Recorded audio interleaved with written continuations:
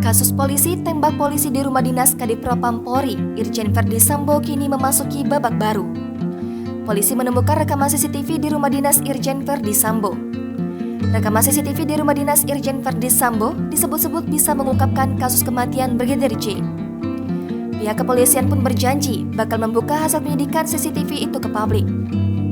Kepala Divisi Humas Polri, Irjen Dedi Prasetyo mengatakan saat membuka rekaman CCTV itu akan dibarengi dengan penjelasan dari tim khusus yang dibentuk Kapolri Jenderal Listio Sigit terkait kasus ini.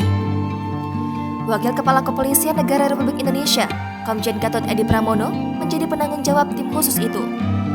Sedangkan Ketua Tim Khusus dijabat oleh Inspektorat Pengawasan Umum Kepolisian Polri, Komjen Agung Budi Maryato. Sejumlah pejabat tinggi Mabes Polri yang terlibat dalam tim khusus adalah Kabareskrim Polri, Komjen Agus Andrianto, Kabintel Kampolri, Komjen Ahmad Dovire, serta Asisten Kapolri Bidang SDM, Irjen Wahyu Widada. Dedi mengatakan tim itu sudah bekerja untuk menyelidiki kasus tersebut dan meyakini rekaman CCTV itu bisa mengungkapkan perkara tersebut. Dalam kesempatannya sama, Direktur Tindak Pidana Umum Badan Reserse Kriminal Polri, Brigjen Andirian mengatakan sejumlah bukti rekaman CCTV terkait kasus kematian Brigadir J tengah diproses di laboratorium forensik.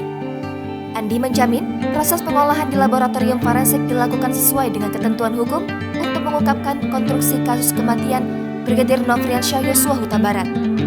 Menurut Andi, para penyidik melakukan sinkronisasi untuk menelaah rekaman CCTV itu. Andi mengatakan proses pengolahan rekaman CCTV itu dilakukan berdasarkan ketentuan hukum yang berlaku. Jangan lupa subscribe, share, komen, dan like ya!